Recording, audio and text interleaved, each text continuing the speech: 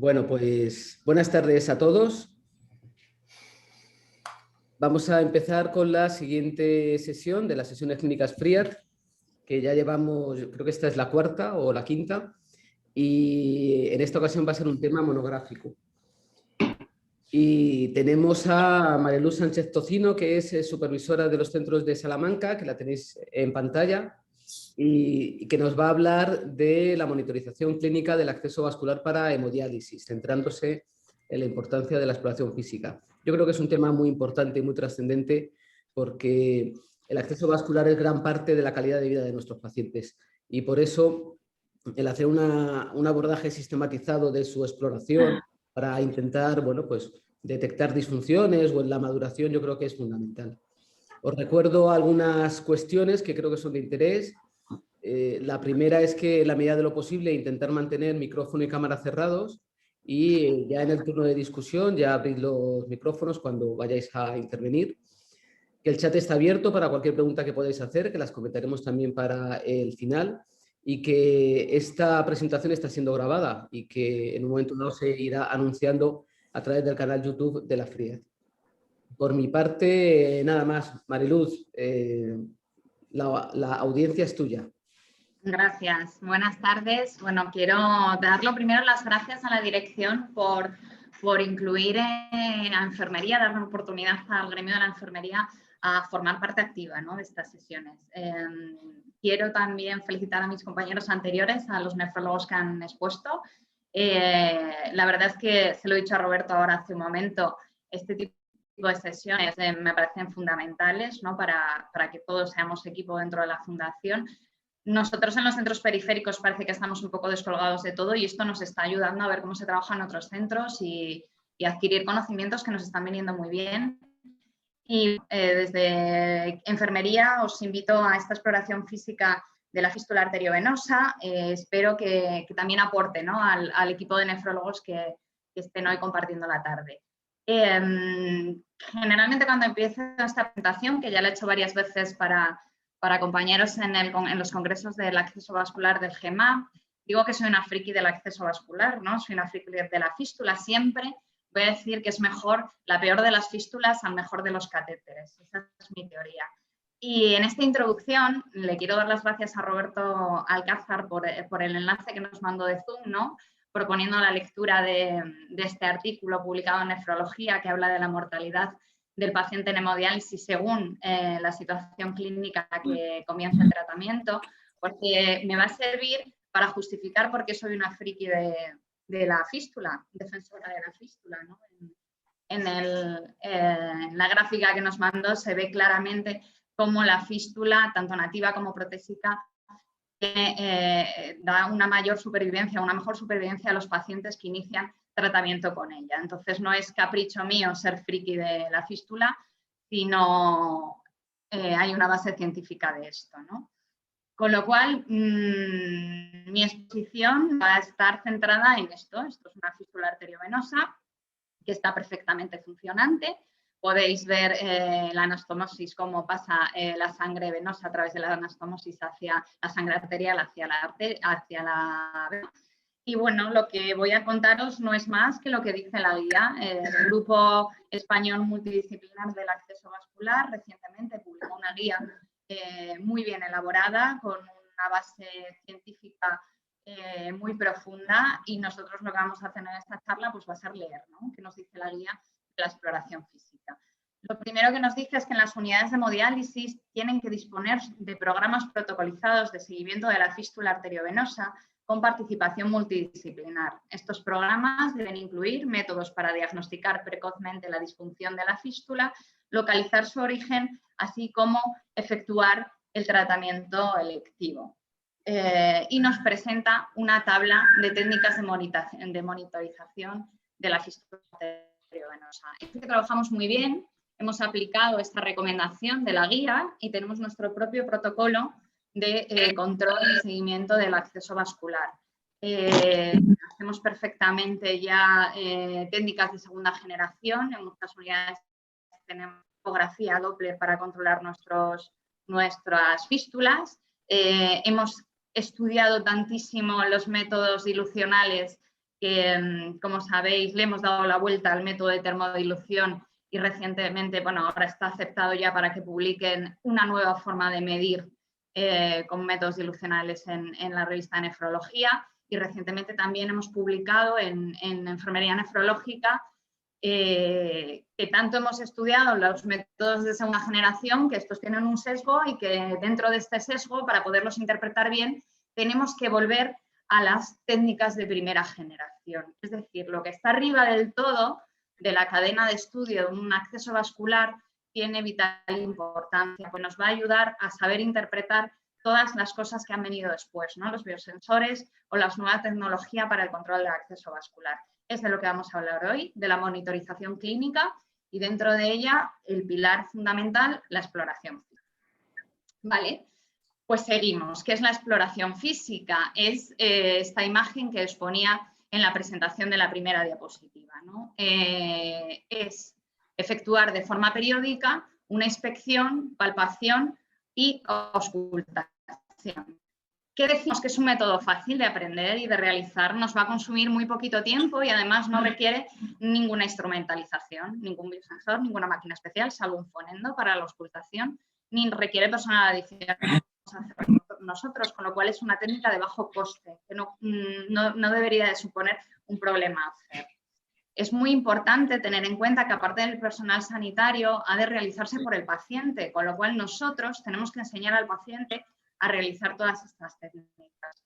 Nos ocurre cuando a un paciente le hacen el acceso vascular muchas veces siente miedo y nos refiere que no se lo quiere tocar porque esa sensación del thrill, ese hormigueo, le es una sensación desagradable y no quiere tocarse su acceso vascular. Es un error, hay que enseñar al paciente desde el primer día a trabajar y a poder explorar su acceso vascular, ¿no? De manera que en esta cadena de exploración el paciente diariamente tiene que hacerse inspección, palpación, tiene que hacer el test de elevación del brazo en casa, que vamos a aprender a hacerlo, enfermería, tiene que hacer en cada sesión además auscultación, y el nefrólogo tiene que saber hacer todas estas exploraciones porque tendrá que hacer una vez al mes o cuando hay algún problema, tanto inspección, palpación, auscultación como varios test, ¿no? Con lo cual todos tenemos que conocer perfectamente estas técnicas. ¿Qué vamos a ver, ¿no? en cada tipo de exploración? Bueno, pues en la inspección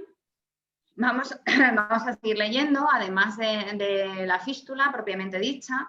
Cuando inspeccionamos vamos a incluir la inspección a toda la extremidad del lado de la fístula y esta debe compararse con la extremidad opuesta.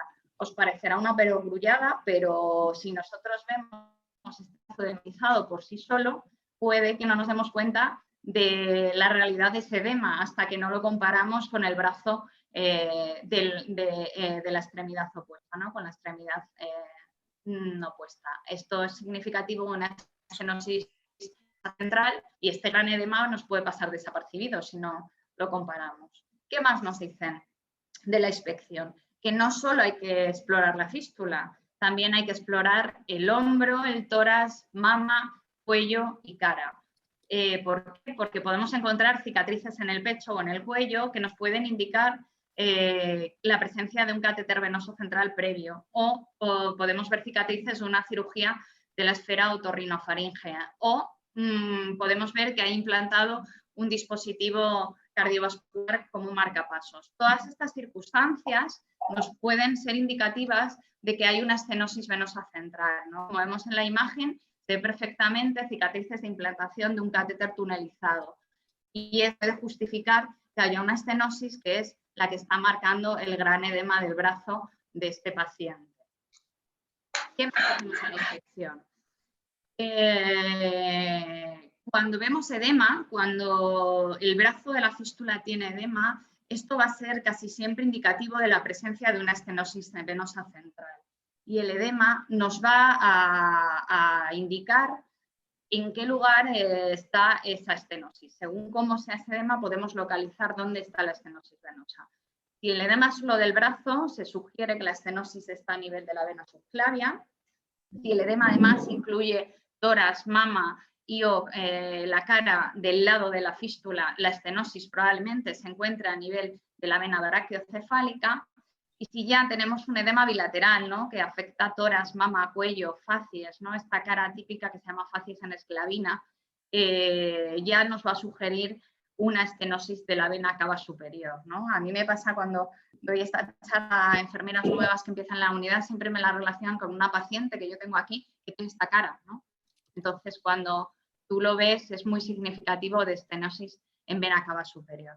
Pero cuando hay una estenosis venosa central, observar que existe presencia de colaterales, ¿no? En estadios iniciales de esta estenosis, los vasos colaterales pueden aparecer de manera temprana, como se ve en la foto, marcados, bueno, un pequeño color azulado. Pero si esto evoluciona, esta estenosis se mantiene a lo largo del tiempo, vamos a poder observar grandes vasos colaterales en todo el tórax y el abdomen.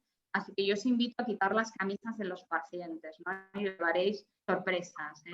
Cuando, yo no sé si os pasa, a mí me pasa, cuando hacemos los electros anuales, ¿no?, y de repente te ves esas colaterales en abdomen que son tan subjetivas de haber tenido colaterales.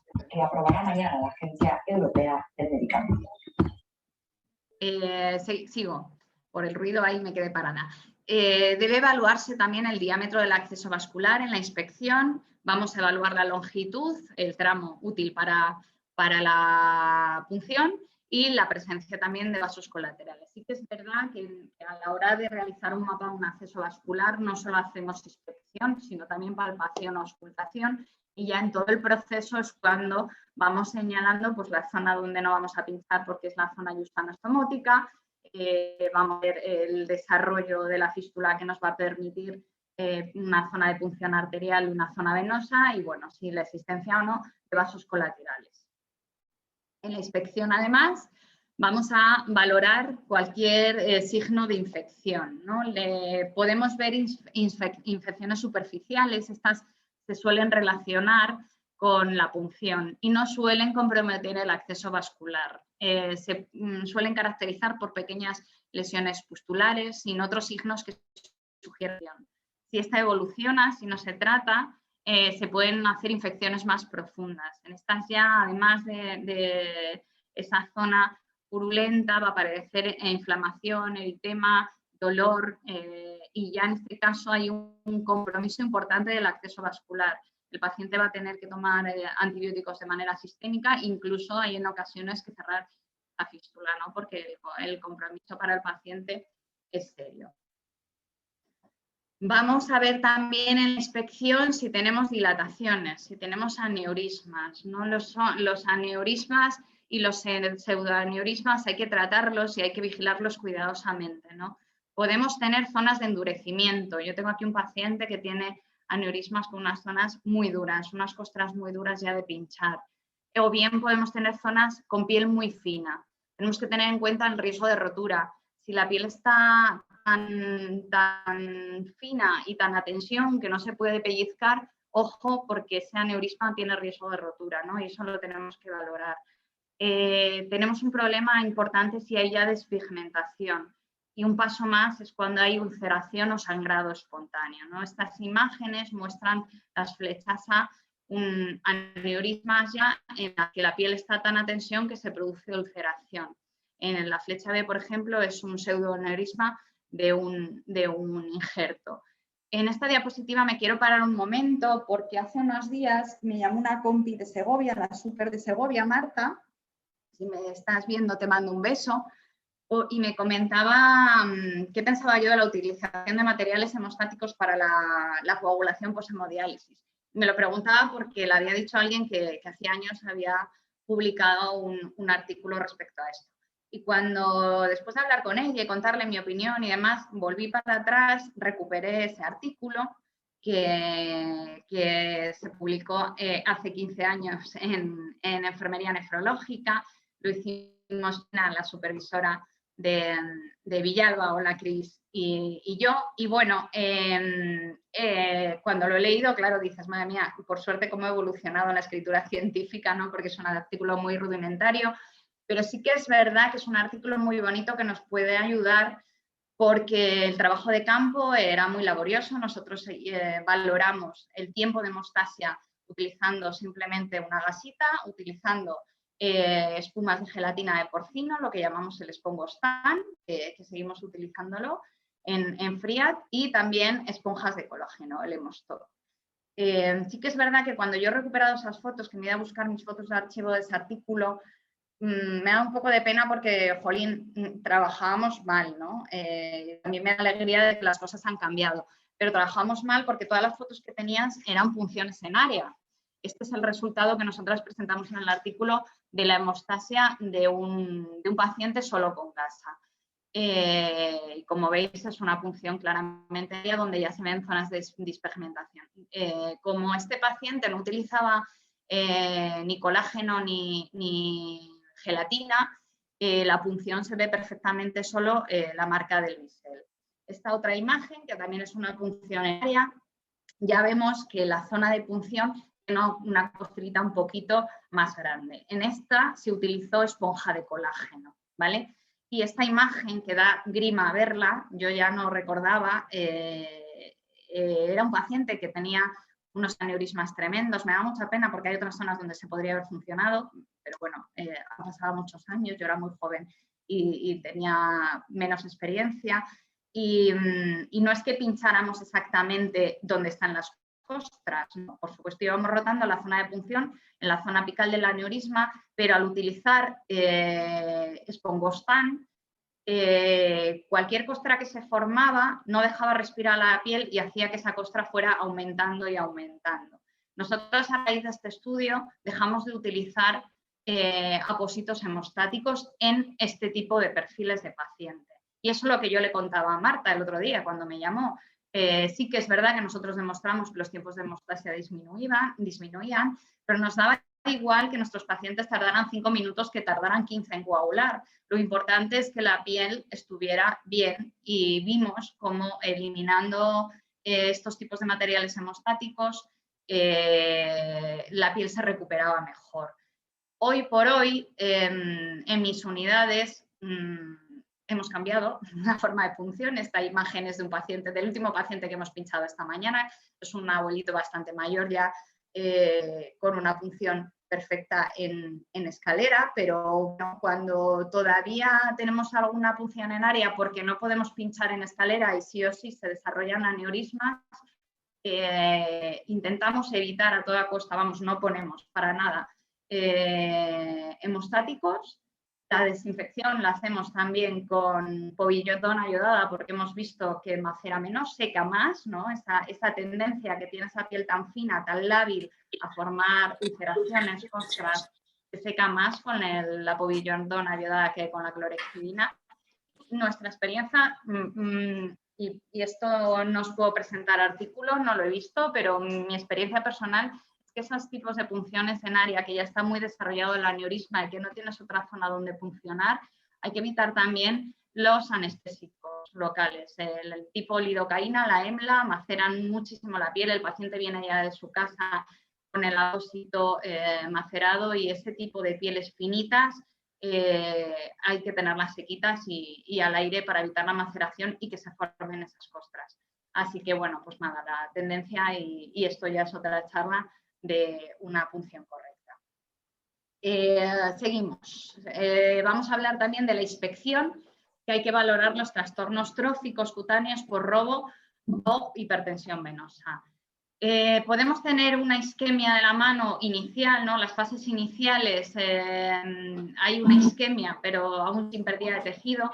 La mano puede aparecer pálida o cianótica. Ojo, igual que pasa con los edemas, hay que contrarrestar con la extremidad opuesta, porque hay veces que cuando cogemos la mano de un abuelito nos parece que está muy fría, muy pálida, y luego le coges la otra mano y está exactamente igual, ¿no? Ella tiene un problema vascular en ambas y no es un síndrome de robo. Estos serían los estadios iniciales. Pero sí que es verdad, si no lo dejamos, si sigue avanzando, puede haber casos más severos en los que se presentan ya lesiones necróticas, lo que llamamos gangrena seca, ¿no? Igual que decimos que en los aneurismas vamos a intentar no llegar a ulceraciones, vamos a trabajar otras zonas de punción, vamos a respetar los tiempos para que cicatrice, pues en estos casos no vamos a llegar a que exista una gangrena, ¿no? Hay que estar en alerta a todos esos signos que nos dicen nuestros pacientes, ¿no? Desde que les duele la mano durante la diálisis, el hormigueo, o bien esos puntitos que nos aparecen negros en los lechos ungueales que son previos a estas lesiones necróticas más avanzadas. Bueno, pues seguimos con la guía, ¿vale? Y para poder seguir hablando de la exploración física tenemos que distinguir los tipos de estenosis. Vamos a hacer un recordatorio de los tipos de estenosis. Vamos a hablar de estenosis justanastomótica, superinastomóticas, también se llaman estenosis in flow. Estas son las que se localizan en el área de la anastomosis, a 2-3 centímetros de la misma. Pueden afectar o bien a la arteria que dona la sangre, la arteria eferente, o a la vena que la recibe, la vena eferente. El diagnóstico es más fácil con la exploración, ¿no? Es más evidente, principalmente porque no alcanzamos flujos altos durante la diálisis, tenemos otro tipo de estenosis, que son las del trayecto medio o de vasos centrales, que se llaman estenosis outflow. Estas se suelen identificar porque el paciente sangra después de la diálisis, ¿no? Son pacientes cuya hemostasia a lo mejor son 40 minutos, 1 hora. Vale, pues en estos pacientes en los que no hay lesión cutánea, quizás sí sea conveniente utilizar espongostrano, tapones hemostáticos, ¿vale? Aquí, si no tenemos aneurismas a tensión, si la integridad de la piel está bien, pero es verdad que tenemos un sangrado de hora y pico porque hay una estenosis outflow, aquí nos podemos ayudar de agentes hemostáticos. Pero yo, mi experiencia es este caso solamente. El resto de pacientes, si se puede dar, creo que mejor. ¿Qué más vamos a ver en casos de tener estenosis de vasos centrales? Bueno, pues la vena arterializada está muy distendida. Enseguida se forman aneurismas. Es ese paciente que viene de la fístula recién hecha y al mes ya tienes unas venas dilatadas, le has pinchado 3 veces y dices, ¿cómo puede ser? Si es que tiene unos aneurismas tremendos, si es que llevo un mes pinchándole, ¿no? Pues generalmente suele ser porque después hay una estenosis. ¿Vale? Incluso esos aneurismas, como hemos visto, al estar tan a tensión, pues tenemos riesgo de necrosis cutánea. ¿Cuál es el problema? Que no se suele asociar a alteraciones durante la diálisis, salvo que nos dé una presión venosa muy elevada porque la punción venosa esté muy cerca de la estenosis. Si no es así, la fístula no da problemas de flujo, entonces puede pasar desapercibido. Tú tienes un paciente con un cañón de aguja, un 15, un 14, con unos flujos altísimos de bomba, 450, 500 y dices, bueno, va como una bala esto, pero luego el KT es de 45. Después, 1 hora y pico haciendo hemostasia, ¿no? Ahí es donde podemos sospechar que tenemos una estenosis outflow. Con lo cual, ¿qué vamos a hacer según el tipo de estenosis? Bueno, pues en una vena normal tenemos la vena arterializada normal. En una estenosis inflow lo que vamos a tener es una vena arterializada mal definida, esas fístulas que no maduran nunca, que esperas más de un mes para pinchar, que empiezas a pinchar y sigues sin madurar, nuestros vasos pequeños que no se dilatan, que se rompen con mucha facilidad, ¿vale? Además vamos a tener un excesivo colapso en el test de elevación del brazo, que vamos a ver ahora qué es. En las estenosis outflow, lo contrario, vamos a tener unas venas, como hemos dicho, muy distendidas. Enseguida se nos van a formar aneurismas. Y cuando nosotros hacemos el test de elevación del brazo, hay una ausencia de colapso. En caso de tener una estenosis venosa central, como hemos visto, vamos a encontrar edema. Ya hemos visto que según la altura a la que esté la estenosis, el edema puede ser del brazo, de la cara, del tórax, de todo en conjunto. Vamos a encontrar, como hemos visto, circulación colateral, proximal, y en el test de elevación del brazo igualmente vamos a encontrar ausencia de colapso, ¿vale? Y luego, por último, cuando tenemos una trombosis, visualmente podemos ver una hiperemia en el segmento trombosado. Esto es muy característico, o sea, hasta que tú no lo ves la primera vez, no eres consciente, pero cuando tú ves una trombosis, un acceso vascular trombosado y ves esa hiperemia, ya nunca más te vas a equivocar, ¿no? Es muy significativo ese brazo que viene rojo, caliente, totalmente marcado, ese eritema en la zona trombosada, es muy significativo. Bueno, pues vamos a ver dentro de la exploración física, como hemos dicho, que es el test de exploración, el test de elevación del brazo. Bueno, pues es tan sencillo como que una vena arteriorizada que está dilatada, una vena con un aneurisma dilatada, por acción de la gravedad, cuando está por debajo de la altura del corazón, pues está distendida, está gordita. Y cuando nosotros levantamos el brazo por encima de la altura del corazón, si no hay una estenosis outflow, si no hay un problema de paso de sangre, esa sangre va a drenar y ese aneurisma se nos va a volver flácido, se nos va a contraer. Pero bueno, como una imagen vale más que 1000 palabras, aquí tenéis el test de elevación del brazo in situ en un abuelito con un gran aneurisma súper dilatado que al levantarle el brazo por encima de la altura del corazón se vacía. Tarda un poquito en vaciarse porque, claro, es un pedazo de aneurisma, pero si veis se colapsa totalmente, ¿no? Se vacía totalmente. Y cuando el brazo vuelve a la posición por debajo del corazón, pues vuelve otra vez a llenarse, ¿vale? Así de simple. Como hemos comentado, lo tienen que hacer los pacientes en su casa. Tienen que ver si al levantar el brazo sus aneurismas o sus venas se drenan o si no ocurre. Bueno, hemos visto la inspección, ¿no? Ahora vamos al siguiente paso, que es la palpación. En la palpación, ¿qué vamos a evaluar? El pulso y el thrill, ¿vale? Para el pulso vamos a utilizar la yema de los dedos sobre el vaso y en el pulso normal decimos que el pulso de baja intensidad, no es blando, fácilmente compresible. Tú cuando tocas vena, los enfermeros, la sensación de tocar una vena la conocemos desde primero de carrera, ¿no? Según la tocas es fácilmente compresible, es muy blandito debajo de los dedos. ¿Vale? ¿Qué ocurre cuando hay una estenosis? Outflow. Bueno, pues cuando nosotros tenemos una estenosis, el trayecto proximal hasta la estenosis, en esa palpación de pulso se vuelve fuerte, es un pulso difícil de comprimir, decimos que es un pulso hiperpulsátil, que se resiste, ¿no? Tú aprietas y se resiste a la compresión.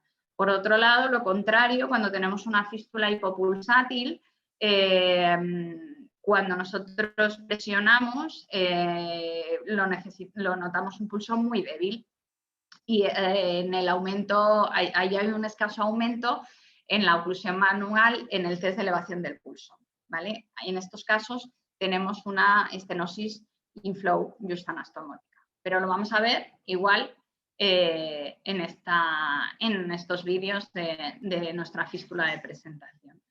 En una fístula normal tenemos un pulso, un pulso normal. Esta es la arteria radial con la vena cefálica, la anastomosis, y vemos que nuestra fístula late de manera normal. Ese pulso sería blando, depresible.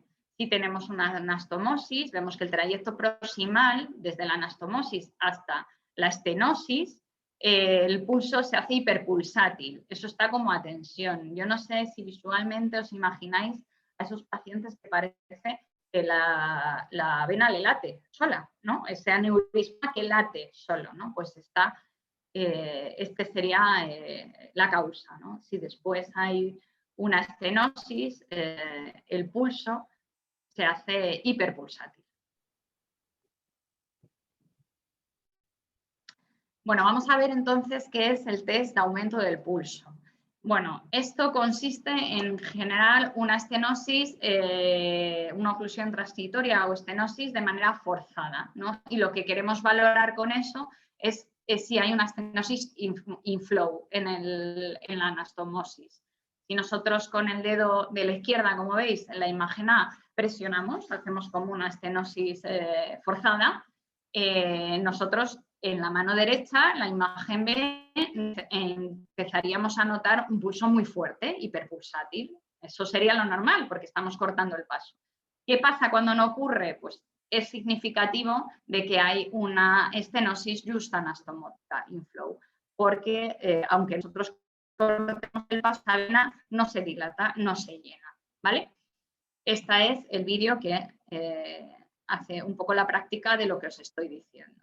Nosotros estamos haciendo una estenosis forzada en la vena cefálica, estamos cortando el paso de sangre, con lo cual la porción proximal se vuelve hiperpulsátil. Hay un aumento brusco del pulso. Se vuelve duro, difícilmente compresible, ¿vale? ¿Qué pasa cuando tenemos una estenosis inflow anastomótica? Pues que aunque nosotros comprimamos posteriormente, pues esa vena no se acaba de poner gordita, no acaba de aumentar, el pulso sigue siendo pobre. Vale. Y bueno, dentro de la palpación ahora vamos a hablar del thrill. El thrill también se llama frémito y es una vibración palpable de la fístula que refleja el flujo del acceso circulante, ¿no? Por la vena arteriorizada.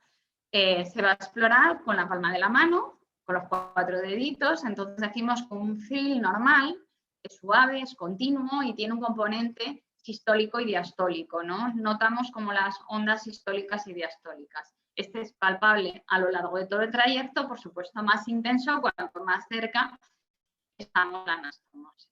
¿Qué pasa? Cuando ese thrill o frémito está de repente aumentado, ahí hay un flujo turbulento y esto no es indicativo de una zona de estenosis, ¿no? A medida que la estenosis es mayor, cuanto más es la estenosis, más resistencia hay al flujo de sangre, con lo cual más turbulento es ese thrill, el frémito se acorta y pierde su componente diastólico, ¿no? Entonces, nosotros al palpar lo sentimos. Vamos a examinar todo el trayecto. Por supuesto, la ausencia de thrill es significativo de que hay un déficit de flujo. Si apenas notamos thrill, es que está pasando muy poquita sangre por la anastomosis. Y ya, si no tenemos thrill y no tenemos pulso, estamos ante una trombosis. Vamos a ver, este vídeo va a mostrar la ausencia de thrill debido a una estenosis, ¿vale? Tenemos, como siempre, nuestra arteria radial, nuestra vena cefálica, y aquí representa esa vibración, no esas hormiguitas que dicen los pacientes que sentimos cuando palpamos el thrill. En caso de tener una estenosis, outflow, ¿qué es lo que ocurre?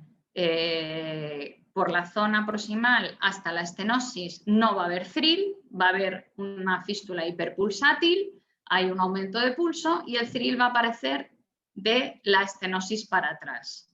Ahí ya vamos a empezar a notar el thrill, ¿vale? ¿Y esto para qué lo utilizamos? Bueno, pues esto lo hacemos de manera forzada con el test de oclusión secuencial. Consiste en eso. Nosotros vamos a cortar el paso con una de nuestras manos y vamos a medir el thrill con la otra mano. Esto nos va a servir para identificar venas colaterales. Al cortar el paso de sangre, la vena se va a volver hiperpulsátil, vamos a dejar de sentir el thrill, pero si vamos moviendo el dedo de manera que de repente haya una vena colateral por la que la sangre se escape, ahí se va a volver a sentir el thrill, ¿vale? Pero lo vamos a ver mejor en imagen porque, como siempre, es bastante más explicativo que lo que yo os pueda decir, ¿vale? Nuestra fístula radiocefálica, a la que le hemos hecho una compresión manual, no dejamos pasar, hay una estenosis, con lo cual hay un aumento de pulso, una fístula hiperpulsátil. Si tuviéramos una colateral, lo que ocurre es que aunque nosotros comprimamos, no dejamos pasar la sangre, como la sangre escapa por la colateral, se mantiene el thrill, sigue habiendo thrill, ¿vale? Yo os invito, de verdad, a que cuando tengáis fístulas recientitas, que estemos desarrollando, que no sabemos qué vena pinchar, si se nos ha hecho una extravasación en la que pensamos que es principal, os invito a que hagáis esto para buscar colaterales, comprimir la principal y ver por dónde se escapa la sangre, ¿vale? Por dónde va el thrill, porque os puede ayudar a encontrar otras vías de punción para esos inicios en el desarrollo del acceso. Bueno, ya por último, que estoy terminando, la auscultación, ¿no? Esta va a seguir a la palpación y lo que se va a auscultar es el soplo. El soplo no es más que la manifestación auditiva del thrill. Vamos a valorar el soplo en toda la fístula, que debería ser normal, y vamos a valorar los cambios temporales que se pueden producir o los soplos anormales. Vamos a auscultar todo el trayecto de la vena arterializada, incluyendo el área debajo de la clavícula. El soplo normal, de una fístula normal, es de un tono bajo, con un rubor suave y continuo, y va a tener un componente sistólico y diastólico. A ver si lo oís. No sé si lo oís. No, no se oye. No se oye. Es este problema, claro, yo lo oigo, lo pongo otra vez, pero nada, yo lo oigo, pero es problemas de compartir. No se oye. Pero aunque no se oiga, sí que os digo que igual que cuando veis una hiperemia de una trombosis ya la vais a saber identificar y siempre que la veáis vais a poderla identificar, pasa igual, ¿no? Cuando auscultas una fístula que tiene una estenosis, después ese pitido lo vas a saber identificar, ¿no? Porque cuando aumenta la resistencia por una estenosis se va a perder el componente diastólico del soplo y va a aumentar el tono de esto. Entonces el tono va a ser mucho más agudo, más piante, es más que una fístula normal, ¿vale? Y bueno, nada más, he terminado. Esta es la bibliografía que he utilizado, que es simplemente la guía del acceso vascular. Como os dije al inicio, no me iba a inventar nada, es la guía tal cual. Las imágenes son 2 publicaciones y los vídeos, un vídeo de YouTube, que hoy día tenemos todo en YouTube, con lo cual lo tenéis a vuestra disposición. Y bueno, nada, espero que os haya gustado, espero que os haya servido. Os invito a hacer exploración física, de verdad, porque te lleva sorpresas y bueno, pues si tenéis preguntas o queréis comentar algo, encantada.